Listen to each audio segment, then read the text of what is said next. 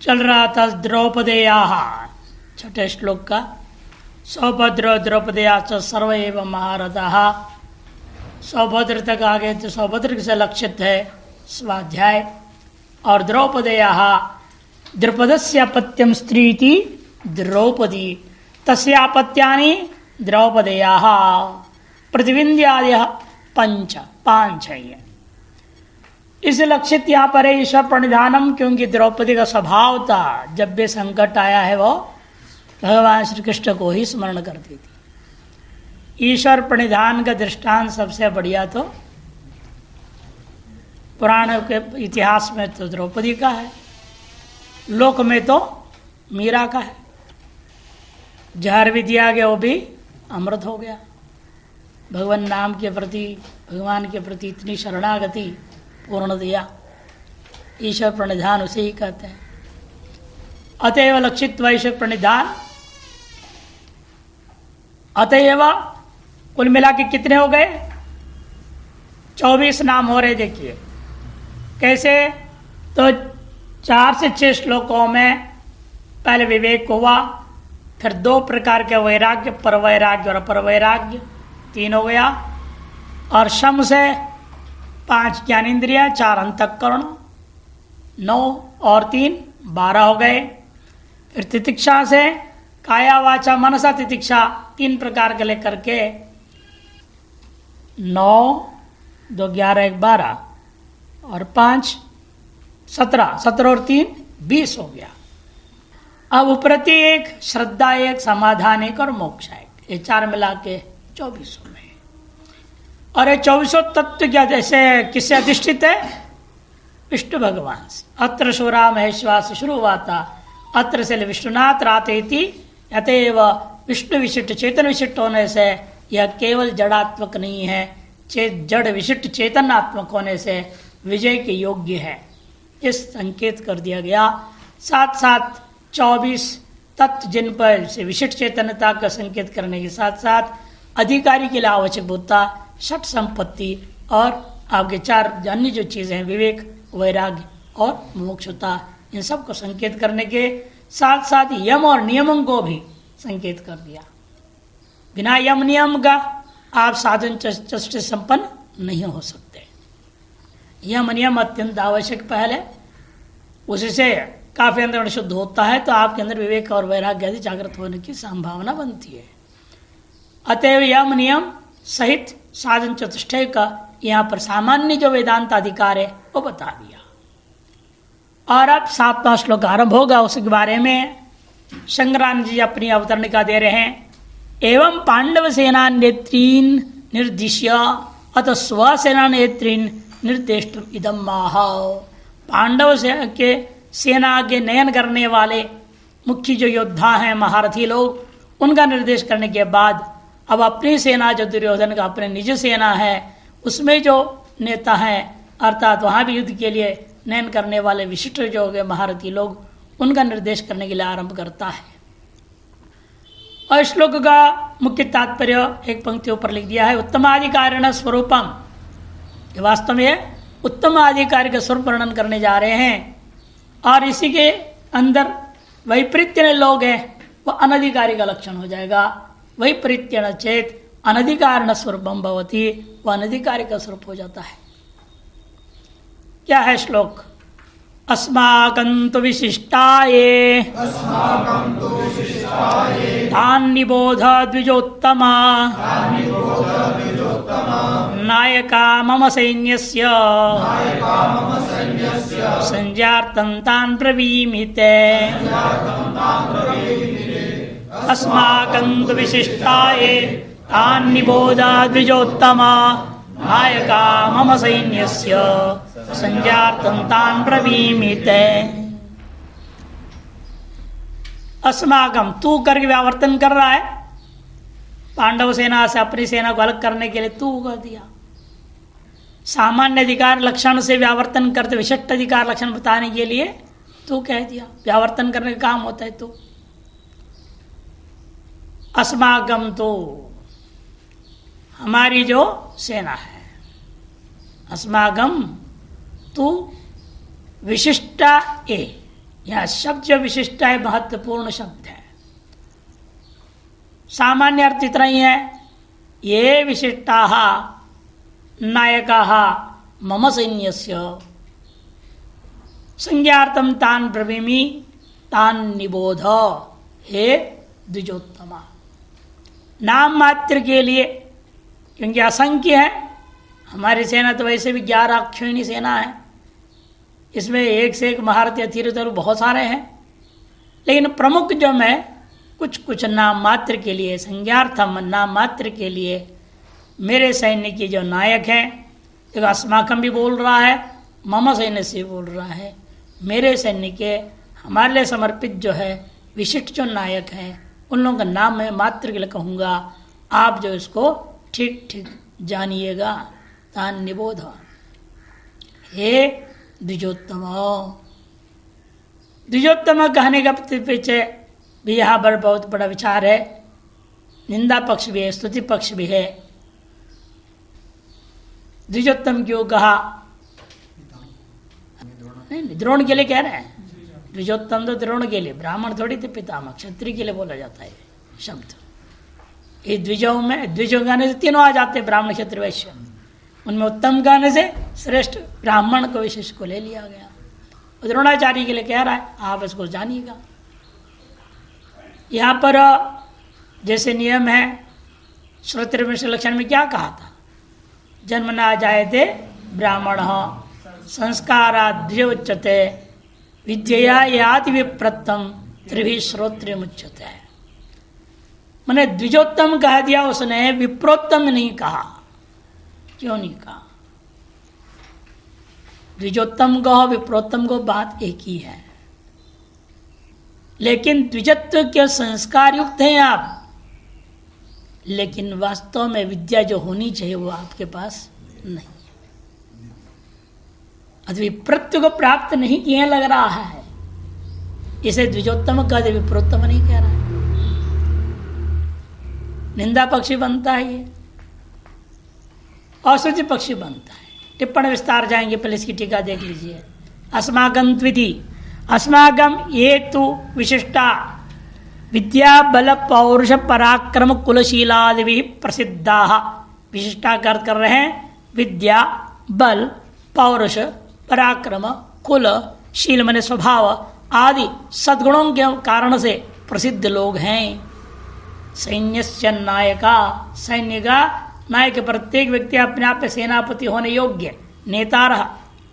तान उनको ते तुम्हारे सामने, तुम्हारे लिए संज्ञार्थम मम परमाप्तत्वेन प्रज्ञानार्थम, मेरे ये परम आप्त लोग हैं, यह बताने के लिए, बोध कराने के लिए क्वचित नाम मात्र ले रहो ब्रवीमि।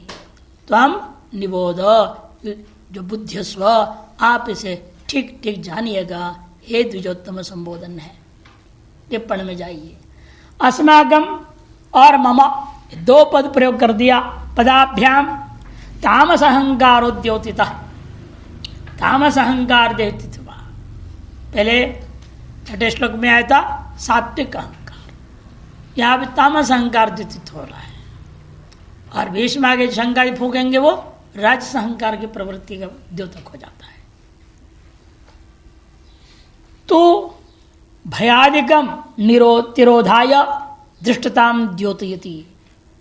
तो यहाँ पर एक तो बताया जैसे पांडव सेना से अलग करके अपनी सेना बताने के लिए है, लेकिन साथ साथ अपने अंदर विद्यमान भयादि को छिपा करके वह अपनी धृष्टता को द्योतन कर रहा है। इतना ढीठ हूं मैं, अपने गुरु के लिए ऐसे जानिएगा। बताओ निबोध बुद्धिस्व, क्या उनके अपने आप में बुद्धि नहीं है इतने कि वो देख के समझ ले कौन है कौन नहीं है, क्या है क्या नहीं है। इन्हें ऐसे कहना यही धृष्टता है। वो धृष्टता का द्योतन भी करता है ये तो शब्द। और विशिष्ट शब्द उत्तमाधिकारी और अनधिकारी दोनों के लिए घटा गया। कैसे देखिए, विद्या बल पौरुष पराक्रम कुलशीलादि भी प्रसिद्धा जो कहा गया, तत्र तेषाम सदुपयोग है। यदि विद्या का सदुपयोग कर रहा है, बल का सदुपयोग कर रहा है, पौरुष का सदुपयोग कर रहा है, पराक्रम कुल शील इत्यादियों का यदि स्वकुल के भलाई के लिए, देश की भलाई के लिए, धर्म के स्वरूप की सिद्धि के लिए यदि प्रयोग करता है तो वो उत्तम अधिकारी है। इसका विपरीत इन सब का दुरुपयोग कर रहा है वो अनधिकारी हो जाएगा। सदुपयोगेन गुणयुक्तश्चेद उत्तमाधिकारिण स्वरूपम लक्षणम भवति, अन्यथा तेषाम दुरुपयोगेन होना चाहिए। अन्यथा में भी यहाँ थोड़ा अशुद्धि कुछ है, ठीक कर लेना। दुरुपयोगेन दोषयुक्ताश्चेत, यदि दोषयुक्त होंगे वे तो अनधिकारिण वे सब वेदांत के अनधिकारी हो जाएंगे। हे द्विजोत्तम, ये स्तुति पक्ष में देखिए, द्विज श्रेष्ठ संबोधन, द्विश्रेष्ठ ऐसा संबोधन दिया गया। आप द्विजों में श्रेष्ठ है। निश्चित रूपेण ब्राह्मण क्षत्रिय वैश्य जो संस्कार युक्त है उनमें आप श्रेष्ठ, इसमें कोई संशय नहीं है। लेकिन निंदा पक्ष है, यह द्विजोत्तम क्रिया पर ले जाएंगे, क्रियावाचकम कथम द्विजानाम मन ब्राह्मणानाम यत कर्म, क्या है कर्म, यागादि कर्मानुष्ठान अनुष्ठान करणम, यागादि कर्म का स्वयं अनुष्ठान करना और कराना, माने आप केवल कर्मकांडी हैं, कर्म करने वाले हैं। तस्मिन्नेव श्रेष्ठस्तम, तार कर्मादि करने कराने में ही आप वास्तव में श्रेष्ठ है। न युद्ध है, युद्ध में आप श्रेष्ठ नहीं है। युद्ध करने के लिए धनुर्विद्यादि विद्याएं चाहिए ना। यदि धनुर्विद्या का गुरु है असली द्रोणाचार्य, उनको कह रहा है आप द्विजोत्तम केवल कर्मकांडी हैं, आपको युद्ध की विद्या कौशलता है नहीं। आप कहाँ आ गए यज्ञ, हम बेमतलब युद्ध भूमि में जाके यज्ञ में मंडप में बैठते कर्मकांड कराते, और यहाँ आ गए और लगता है आप तो प्रिय शिष्यों को देख करके पक्षपात भी कर सकते हैं, आप अविश्वसनीय हैं भी हैं आप। इस तरह से निंदा पक्ष में भी संकेत करने के लिए द्विजोत्तम कह रहा है। विप्रत्तम व न प्राप्त, और यदि विद्यावान होते तो विप्रत्व होता आपके अंदर, आपके विप्रत्व ही लगता है, प्राप्त नहीं किए हो, यह भी संकेत करता है द्विजोत्तम कहकर, विप्रोत्तम न कह करके। संजार्थम किंचन नाम मात्र वक्ष्य, असंख्ययत्वाद, असंख्य होने के कारण से। और कितने नाम गिनाएगा? 8 नाम गिनाएगा। और 8 नाम क्या है? अष्ट नाम भी अष्टदा प्रकृति संकेतित, 8 नामों के द्वारा ये संकेत कर रहा है वो हम अष्टदा प्रकृत्यात्मक ही है, केवल जड़ात्मक ही है, हमारे पक्ष में कोई ईश्वर चेतन नहीं है। अतः हमारा हार निश्चित है। जो चेतन ही विजय हो को प्राप्त करता है, जड़ के विजय को प्राप्त नहीं कर सकता। यह स्वयं के हार का भी संकेत उसने कर दिया। अष्टदा प्रकृति परक अपने 8 ही प्रमुख योद्धाओं का नाम ले रहा है वो। देखिए, केते इत्यताः द्वाभ्याम, 2 श्लोकों के द्वारा उनके नाम गिना रहा है। भवान भीष्मश्च कर्णश्च, कृपश्च समितिञ्जयः, अश्वत्थामा विकर्णश्च, सौमदत्तिस्तथैव च। भवान भीष्मश्च कर्णश्च कृपश्च समितिञ्जयः, अश्वत्थामा विकर्णश्च, सौमदत्तिस्तथैव च। भवान भीष्मश्च, भगवान देखिए एक वचन प्रयोग कर रहा है आपको। आप एक वचन क्यों प्रयोग कर रहा है? गुरु है ना, गुरु के लिए क्या होना चाहिए? बहुवचन होना चाहिए, नियम में है। गुरावात्मनिश्चेश्वरे बहुवचनम प्रयुंजीत, कभी एक वचन से बोलना नहीं चाहिए गुरु को। गुरु आत्मनि, अपने लिए भी मैं बोलते बकरी जैसे हो तो अहंकार बढ़ाने वाला है। इसे समूह के शब्द कौन से बोला? हम, वयम, अहम की जगह पर वयम बोलना, वयम गच्छामः, अहम गच्छामि बोला जा सकता है, संस्कृत से गलत नहीं है, लेकिन अहम गच्छामि बोलना स्वाहंकार को बढ़ावा देना है। और वयम गच्छामः बोलने से उसमें एक अलग शालीनता आ जाती है, सभ्यता, नम्रता आ जाती है। इसलिए बहुवचनम प्रयुंजित, अपने लिए भी, अपने बारे बताने के लिए भी बहुवचनी होने बोलना चाहिए। और ईश्वर गुरावात्मनि चेश्वरे बहुवचनम प्रयुंजिता, ये वैदिक नियम, वेदों में आया मंत्र, वैदिक मंत्र है, वेद में कहा हुआ मंत्र है। और ऐसे में गुरु को एक वचन बोलना, भगवान कह देना, ये भी एक तरह से अनुचित प्रयोग कर रहा है। भीष्मश्च, और भीष्म 2, कर्ण 3, कृपाचार्य 4, समितिंजय विशेषण पर भी लिया गया इसको चारों के, अश्वत्थामा 5, विकर्ण 6, सौमदत्ती 7। और समितिंजय से हम संज्ञा पर ले जाएंगे तो पूरा 8 हो जाता है। पूर्वार्ध में 5 भगवान, भीष्म, कर्ण, कृप, समितिंजय, अश्वत्थामा, विकर्ण, सौमदत्ती, 8 हो गए। देखिए टीकाकार क्या कहते हैं, पहले इनको देख लो। शंकरानंदी, भगवान भीष्म कर्ण कृप मने कृपाचार्य समितिम वीराणामपि युद्ध क्रियां जयतीति समितिंजय। इसके लक्षित क्या अर्थ बताया नहीं, कौन है वो? युद्धे दुर्जयो अश्वत्थामा, और अश्वत्थामा कौन है? युद्ध में जो जीतने संभव ही नहीं है।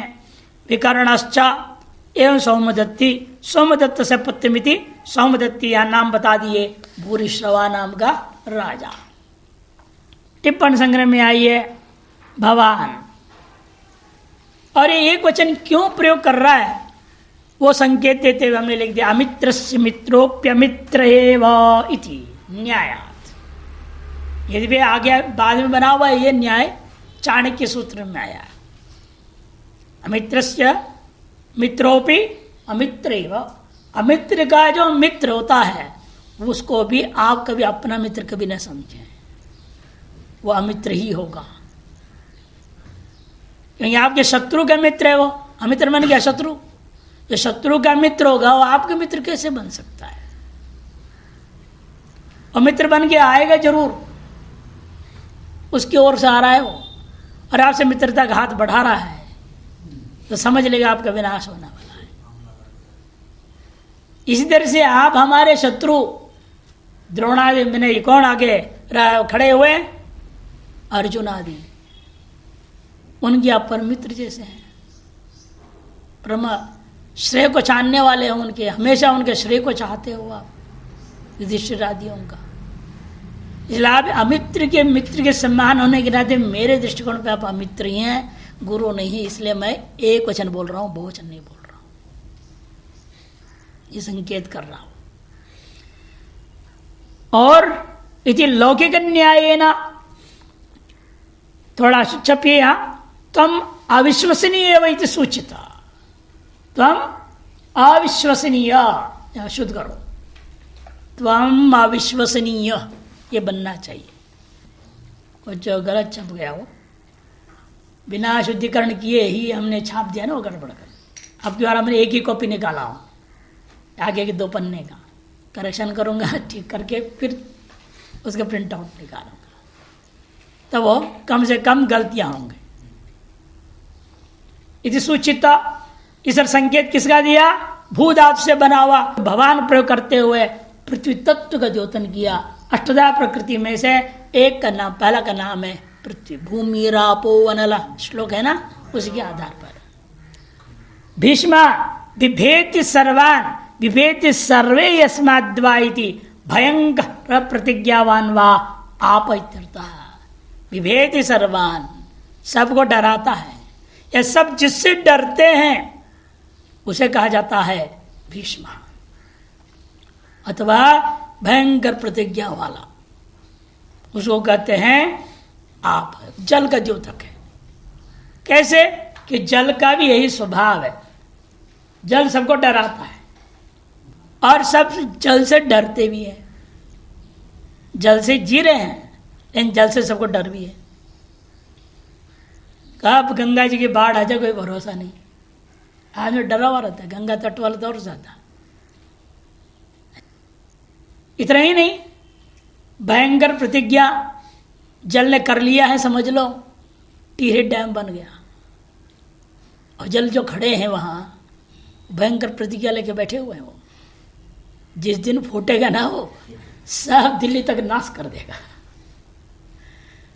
जल की प्रतिज्ञा आपको पता ही नहीं चलता क्या है। कभी बादल फट के आ जाता है, इतनी भयंकर, गांव का गांव उजाड़ के नहीं खत्म, पता ही नहीं चलता कुछ था।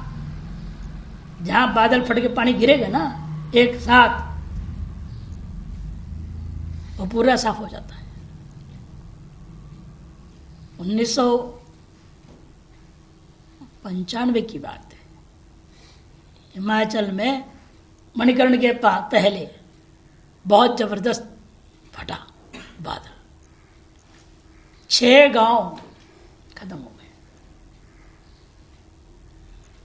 बहुत मलबा हटाते रहे, परेशान रहे, क्योंकि जो उस समय वहां का राज्यपाल का बच्चे वहां पर गए हुए थे, उसी क्षेत्र में घूम रहे थे और सब के सब खत्म हो गए, मुर्दे तक नहीं मिला।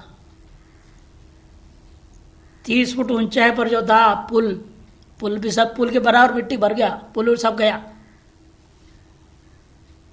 पुल भी था पता ही नहीं चलता। ये जल की प्रतिज्ञा है, भयंकर प्रतिज्ञावान है। इसलिए यहां जल लक्षित हुआ विश्व से, पृथ्वी जल हुआ, भूमिरापो कर्ण कर्ण्यत्यनेन शापा नीति कर्ण। हमेशा शापों को ही सुना, जन्म से लेकर मरण तक बेचारा शाप के लोग को सुनने को मिला ही नहीं उसको, इसलिए उसका नाम था कर्ण। कर्ण्यते श्रीयते अन्येन शापानिति कर्णः। यह है अग्नि, अनलः, अग्नि तत्व के देवता का। वैसे भी सूर्य का पुत्र है ना, सूर्य क्या है, अग्नि तत्व का प्रतीक ही है।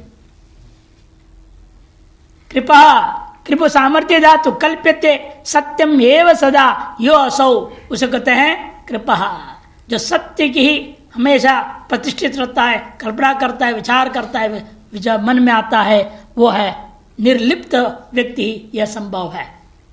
थोड़ा सा भी इसके अंदर लेप है किसके प्रति भी, वह सत्य में प्रतिष्ठित नहीं हो सकता,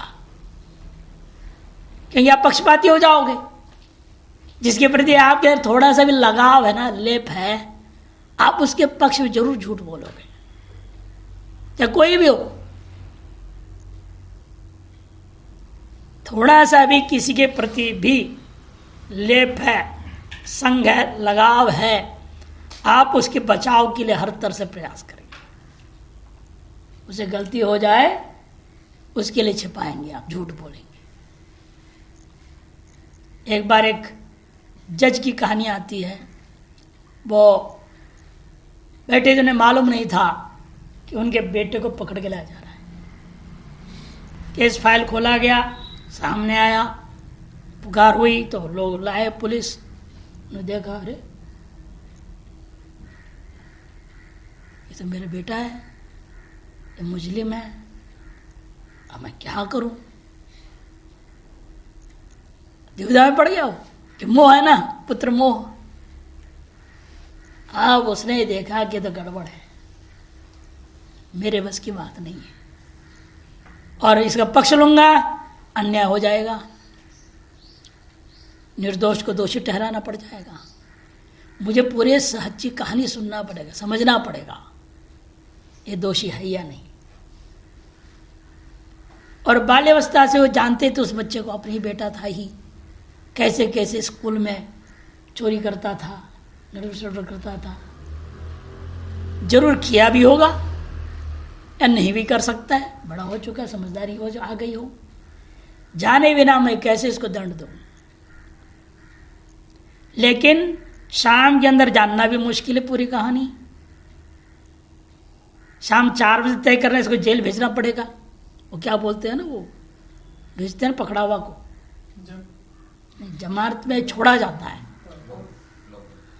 लॉकअप नहीं, जेल भेजते सीधे, हैं कस्टडी में, हाँ कस्टडी बोलते हैं अंग्रेजी में, तो हाँ एक जुडिशियल कस्टडी में भेज दिया जाता है, अंग्रेजी में कहा, हिंदी में कोई और शब्द है, खैर हाँ न्यायिक हिरासत, हिंदी ठीक भला अब याद है, न्यायिक हिरासत में भेज दिया जाता है।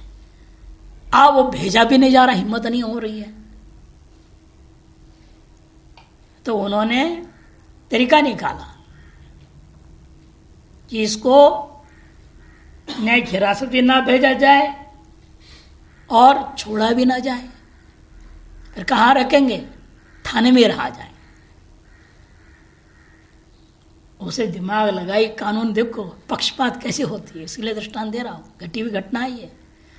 उसने कानून दौड़ा गया, दिमाग दौड़ा के कानून के हिसाब निकाला, अमुक धारा के आधार पर इसको तत्काल न्यायिक हिरासत में जेल नहीं भेजा जा सकता, अतः इसको पुलिस थाने में रख दिया जाए। अब यहां पर लॉकअप पे रख दिया जाए। बचा लिया। इसलिए बड़े कठिन हो, थोड़ा सा भी लगाव कहीं आ जाए आपके अंदर किसी के भी प्रति, आप पक्षपाती जरूर हो जाए, निष्पक्ष हो ही नहीं सकते। और कृपाचार्य ऐसे थे, वो सदा ही निष्पक्ष रहे। जहां गड़बड़ होने वाली मामला है तो मौन धारण कर ले, चुप। द्रोणाचार्य जी जाने उन पर डालते थे, वो अपना कोई निर्णय नहीं देते थे, मौन हो जाते थे। अतएव इनसे लक्षित होता है निष्पक्ष कौन है? पंचभूतों में आकाश। आकाश तत्व ही निष्पक्ष तत्व है। भूमिरापन लो खम, है ना मन श्लोक में, खम, इसे खम मन आकाश तत्व है, लक्षित हुआ। और उसके बाद आता है अश्वत्थामा। अश्वसीवा स्थामा बलम यसी अश्वत्थामा। अश्व के समान है, थाम स्थामन शब्द होता है बल अर्थ में, बल जिसके पास, उसे अश्वत्थामा कहते हैं। महाबली कौन है आपका? वायु। भयंकर बल है, घोड़े से भी ज्यादा बल है। कितने हॉर्स पावर कहते हैं, इसलिए हॉर्स पावर बोलते हैं इसको, है ना। हॉर्स पावर में हॉर्स क्या होता है? घोड़ा। बिजली के भी आजकल हॉर्स पावर से गिनती होती, इतने हॉर्स पावर का पंप है ये। घोड़े का बल से बल नापा जाता है दूसरे की। पहले जमाने में घोड़े ऐसे थे, आजकल के घोड़े नहीं। ये घोड़े क्या पता नहीं क्या है, ये दम ही नहीं इनमें कुछ भी। सिंधु को, उसमें सिंधु देश का घोड़ा माना जाता था, सैंधव, सिंधु देश का घोड़ा जबरदस्त हुआ करता था। खैर, उसके बल्ले जिसका लक्षित कौन हुआ? बलवान वायु। मारुत तुल्य वेगम, है ना, जितेंद्रियम बुद्धिमता, स्पष्ट लोक में आगे नहीं। वायुपुत्र हनुमान कहा जाता है, इसीलिए अत्यंत बलवान। अच्छा, अत्यंत बल के माध्यम से लक्षित हुआ यहां वायु तत्व। खम वायु रे वचो। और आता है विकर्णा। विकर्णा मने स्वस्य भ्राता, भ्रता हो गया, भ्राता। विगतो कर्णो धर्म श्रवणाद यस सा, जिसके धर्म के श्रवण करने से कान दूर हो गए, मैंने कान से धर्म सुनना ही नहीं चाहता, अधर्म ही में को सुनने में मजा आता है, अधर्म करने में मजा आता है, उसका नाम विकर्ण। इस लक्षित कौन हुआ? मन। मन का स्वभाव है कभी धर्म को सुनना नहीं चाहता है। मन इसलिए इसका नाम है, वो मन अपने अनुकूल बात सुनना चाहता है। यदि आप गड़बड़ करना चाह रहे हैं और आप किसी की सलाह लेने गए और वो सही सलाह देता है तो आप नहीं सुनेंगे। आपके इसमें कोई ऐसा रास्ता निकाल दीजिए ना, तो हमारे अपने अनुकूल के लिए निकालने की कोशिश करता है। शास्त्र का भी तोड़ मरोड़ कर देगा अपने अनुकूल घटाने के लिए। यह मन का स्वभाव है। इसीलिए यहां पर इस अश्वत्थ जो आपका विकर्ण शब्द से लक्षित हुआ मन।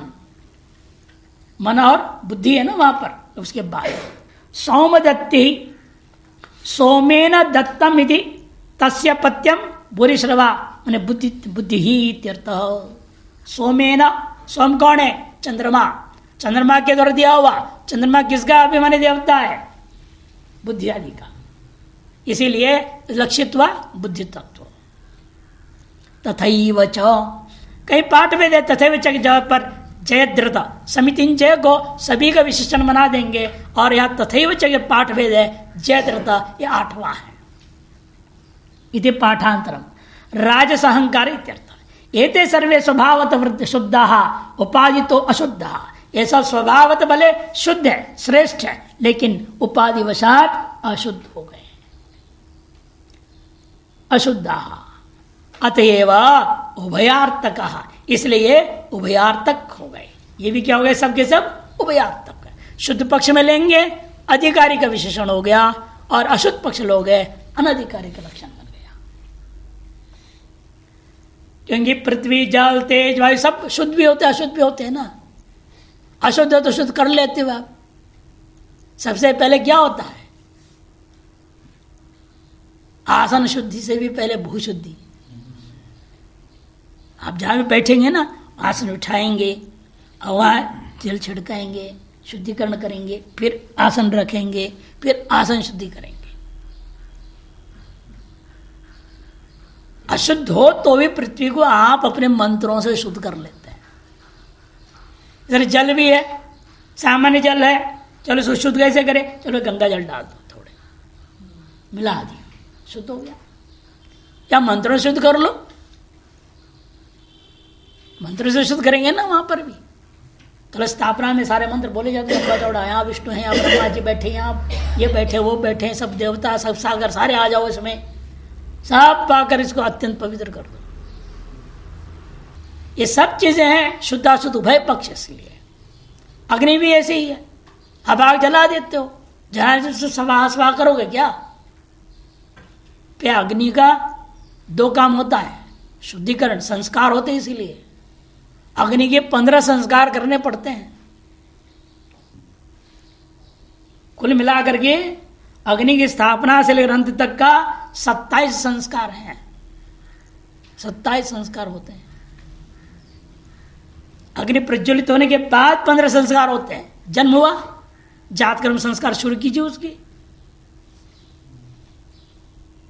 और हरणी मंथन होता है, वर्णी को उत्तराधरणी है, योनि और लिंग मान करके वहां पर गर्भाधान संस्कार वहां से शुरू होता है। अग्नि के भी गर्भाधान संस्कार से 15 संस्कार चलते विवाह तक के। चलो अंत्येष्टि छोड़ के, अंत्येष्टि कर दिया तो काम खराब हो जाएगा ना। 15 संस्कार किए जाते हैं। फिर उसके बाद अग्निकुंड में रखा जाता है, वहां फिर संस्कार होते हैं। फिर सम्मुखीकरण होता है, अग्नि बेईमानी ना करे, अग्नि को डराया जाता है ना। क्या करते हैं, हाथ में जल लेकर के घूमते हैं, डराते हैं उसको, देख तो बेईमानी करेगा जल डाल दूंगा तेरे पर। डर के मारे वो सम्मुख हो जाएगा, और फिर वो जल घुमा आगे ईशान कोण में करते कि नहीं। ये सम्मुखीकरण होता है। ये सब करने के बाद जा करके स्वाहा स्वाहा शुरू होती है। इसलिए अग्नि, उत्पन्न अग्नि अपने आप में अशुद्ध है, इन प्रक्रिया से शुद्ध कर लिया जाता है। वायु भी ऐसे ही है, शुद्धाशुद्ध दोनों होता है। अब गर्मी आ रही है, कुछ दिनों के बाद देखिएगा, जैसे आप लोग आएंगे यहां बैठने लायक नहीं रहेगा। क्यों? सबकी पसीने का दुर्गंध आएगा। फिर इसको कहना पड़ता है अगरबत्ती जला दे, कुछ जला दे। प्रदूषित वायु हो गई दुर्गंध से, उसको सुगंधित करके शुद्ध कर लेते हैं। होता कि नहीं होता है? इसी तरह से आकाश भी, ये तो देशावचिन्न आकाश प्रतिशुद्ध हुआ, उसका शुद्धिकरण कर लो।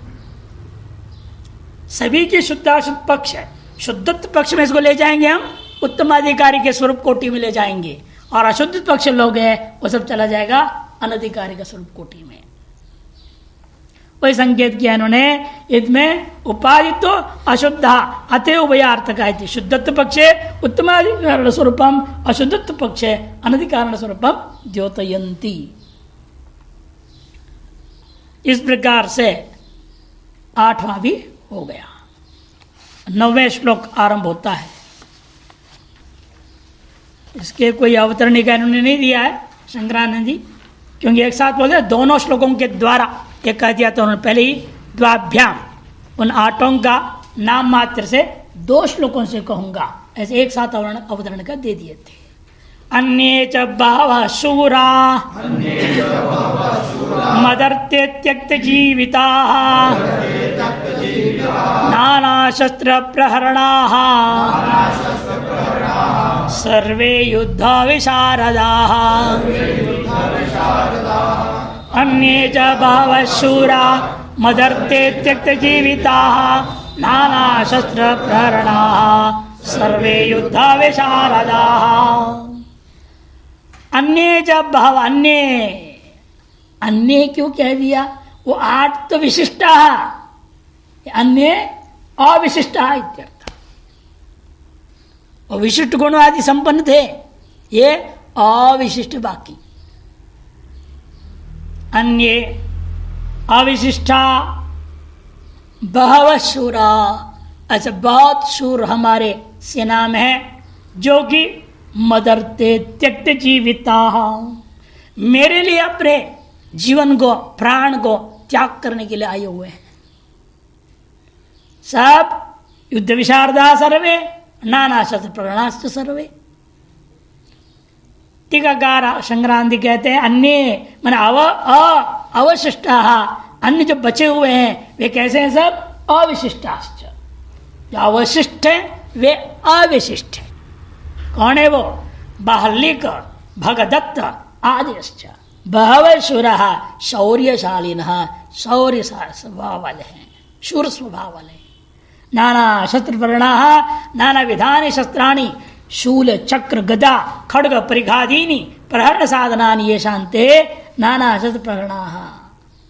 त्रिशूल चक्र गदा खड्ग परिघ आदि शक्ति नाम के अस्त्र होते हैं। इतने अनेकों प्रकार के फेंक करके मारने वाला, आमने सामने कर मारने के साधन, जो साधनभूत वस्तु प्रहरण के, वे इनसे युक्त सजे हुए लोग थे।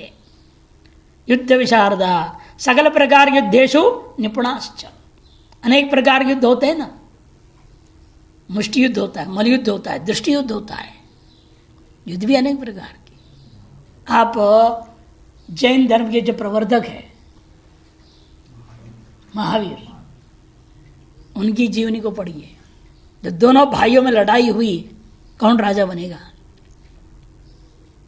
अनेक प्रकार युद्ध किया आपस में, और ये भी आता है मलयुद्ध किया, उसमें छोटा हार गया। दृग युद्ध किया, अलग खिरना नहीं, इतने त्राटक में प्रावीण्यता थी, वो छोटे हार गया। केवल यानी प्रहारों से ही होता है युद्ध, ऐसा नहीं है, अन्य प्रकार के भी। सब प्रकार के युद्धों में का सकलेषु युद्धेषु निपुणाश्चेति। सर्वे मदर्ते मद विजय सिद्धि, मदर्ते मेरे विजय की प्राप्ति के लिए त्यक्त जीविता प्राण त्यागे नापि जिम संपादिष्यामि निश्चयेन तिष्ठन्ति इत्यर्थ। प्राण त्याग के द्वारा भी हम इनका विजय के संपादन करेंगे, ऐसे दृढ़ निश्चय के साथ में यह विराजमान है इत्यर्थ। इसका टिप्पण कल देखते हैं।